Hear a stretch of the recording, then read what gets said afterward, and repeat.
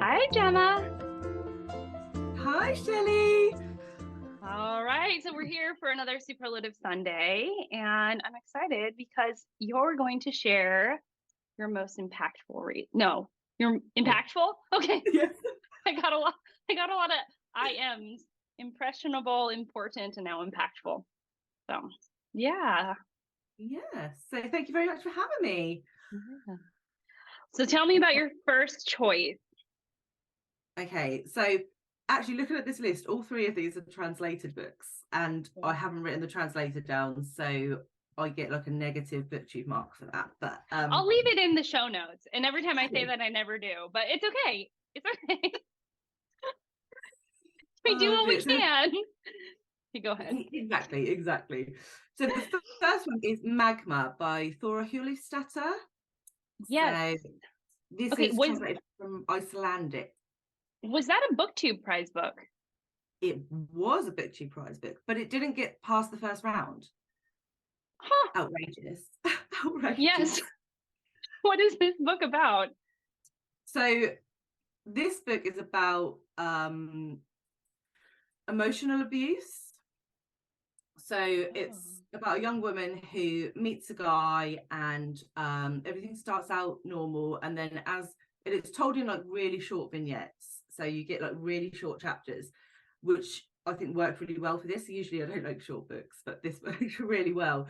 And you sort of see over time how he starts to just gnaw away at her self-confidence until there's like nothing left of her, and she has no self-worth. And I think it's an area that isn't covered a lot in fiction. Emotional abuse, I think domestic abuse is sort of, physical abuse is more covered, but that emotional sort of like, I think a lot of people have the comment, well, why don't you just leave him? And I think it really sort of answered that, why people don't leave, because by the time they realize there's a problem, they can't, because they just haven't got the strength to do it anymore. So I thought it was really, really impactful.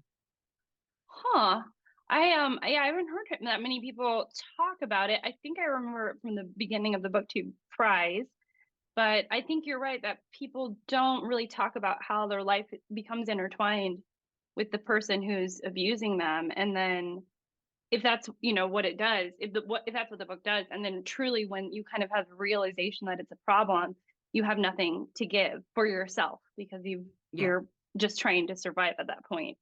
So interesting. It was a hard-hitting one, and I think that is probably actually the case for all of these. These are going to be Marmite books because they are quite like heavy topics, which is like my jam. So it is. I know. Speaking of Marmite books, I was thinking that it's like the Mrs. Dalloway effect.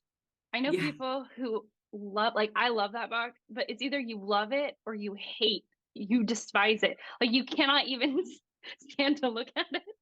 Like, I had a commenter tell me that everyone's life would be better if they just, never read the book. And I was like, well, okay.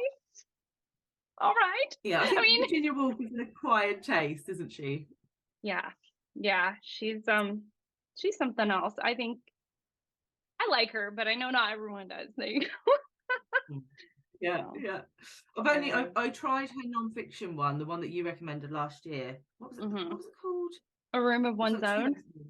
Yes, that's the one. And I DNF'd after like 10 pages. So I need to try her fiction because I think that's only fair. Yes, although her fiction is of the same. It's like, I don't want to say it's the same because it's different, but she's not there's like no plot really. It's really just, there's just no plot, really. I mean, there's a point to the book, but it's just a very quiet kind of meandering point, like of a bit plotless. And then you sort of arrive at it, and like you have to sort of reflect on the experience in order to get something from it. I'm not sure that's a Gemma book. You know what? It's fine. But I don't think she's for everyone. Like even good friends of mine are like, I DNF'd like after 10 pages or something. Mrs. Dalloway, they'll be like, I just didn't like it. I'm like, oh Yeah. okay. Mm, All right. yes. So what's the next on your list? Impactful. So the next one on my list is Happening by Annie Ernaux. Oh. So Annie Ernaux obviously won she won the Nobel laureate, didn't she? Yes. Last. Nobel Prize in literature, right? Yeah. Literature, yeah.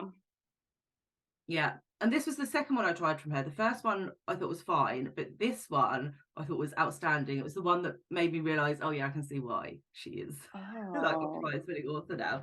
And it was really super short. And it covered, and all her work I think is non-fiction, like snippets of her life. And it covered her falling pregnant as a teenager in the 80s in France. And abortions weren't a thing then. And it's like how she went about trying to basically get an illegal abortion because she was like 15 and you know, and I just thought it was a really brave topic to talk about abortion for a start, because it's, you know, people fall on one side of the fence or the other when it comes to abortion. And it was really impactful to me last year in particular, given what's going on over your side of the water.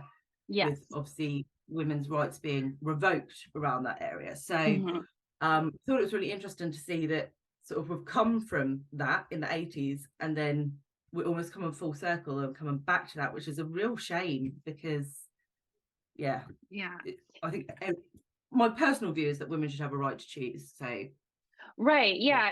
And I agree with you. And it was interesting because on the one hand, it was horrible to have your rights, your civil liberties taken away. But on the other hand, not that it was a good thing, but it really mobilized voters for the next election. So we thought it would be I forget what it's called, but like a readout, like that Republicans were really going to win the midterms. But because of that change in law, it really mobilized sort of the leftist side of the US, and they ended up coming out and voting and really making a big difference in what happened. And so I think you think of one side being very vocal, at least I do, because like the people who are want to be more restrictive, you know, to women's rights, you feel like that's really vocal. But then when that restriction became in place, the other side became very vocal. And I thought that was really interesting, just as like an observational point. But no, it's really interesting. But she wrote it so well, sort of, because I mean, I can't remember when she wrote it, but obviously she wrote it as an adult, like reflecting back, and just the fact that she could remember some of those details, because I basically can't remember anything like earlier than last week. So for her to go back to like her teenage years and remember how she felt and being able to put that on the page and make the reader feel that, I thought it was really, really impactful. I know that she had won, and it made me want to pick up one of her books. My library has no Ernaux anywhere. No, not digitally, not physically, not at any of the like platforms that they bought into. It's like, so I would have to go out and buy a book, and I never knew where to start. So maybe I'll start there. Yeah. Interesting. I really like that one. So. Yeah. All right. So what's your third one? My third one is one that I think I have waxed lyrical about quite a lot, and I know that Fraser liked this one as well, and that was S by Slavenka Drakulić. Oh yeah. So I think that one was translated by Marko Ivic off the top of my head, but that might be completely wrong. So from the Croatian, that one. So yes, I heard it's brutal. I heard it's brutal. Rough. It was rough. Really? It was really, really rough, about the Balkan War.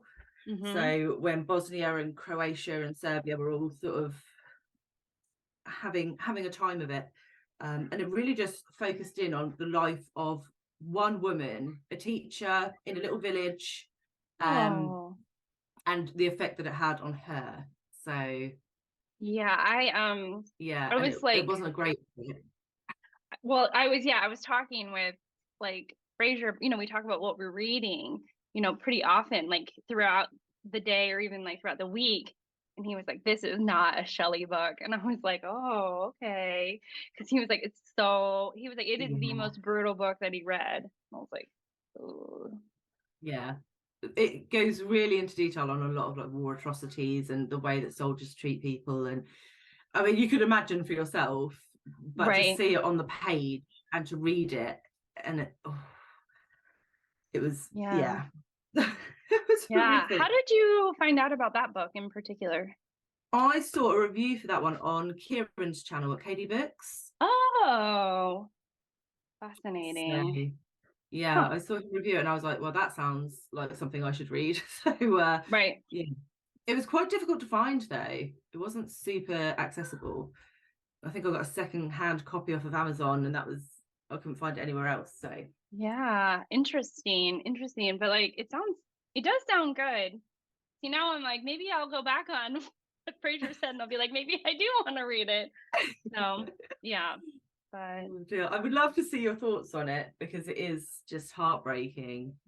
I think especially if you're a mother as well, because you see what's happened to other women and their families, and it's just like, it gets you a bit more in the gut, I think, if you've got kids. I could imagine. I know, even just like things that happen to children, for me, that's kind of like, I think that's kind of my cutoff. Like, I'm just like, I just can't quite get myself there. Even books that I would say that I really enjoyed, like The Bread the Devil Need.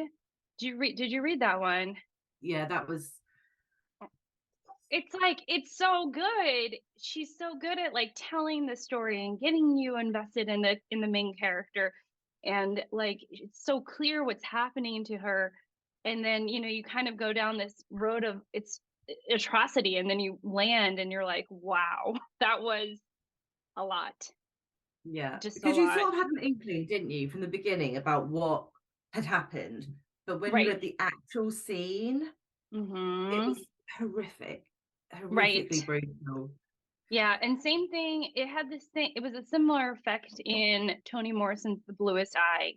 The story works similar. Yeah, you read that one too? Yeah, and it's like, you know what happened, but when you get there, it's just, I don't know. And both of those, they're brutal. It's brutal. So I realized that those reads really kind of stick with me, but not in the best way, So, I mean, they stick with me, but it makes me not want to read books like that, because I feel like I can't stomach it. But,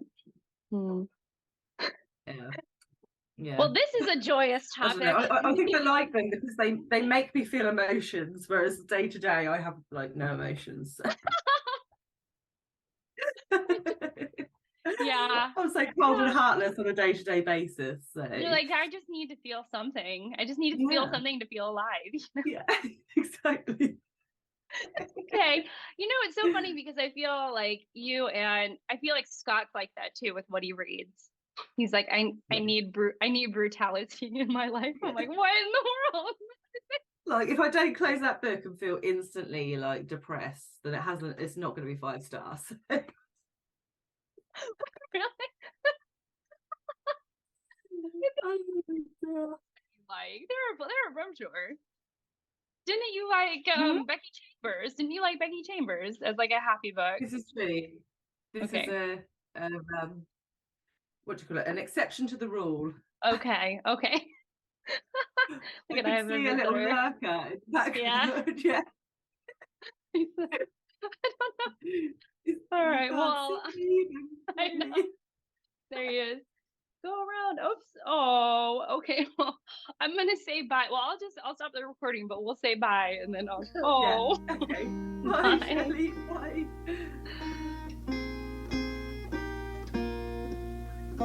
Bye.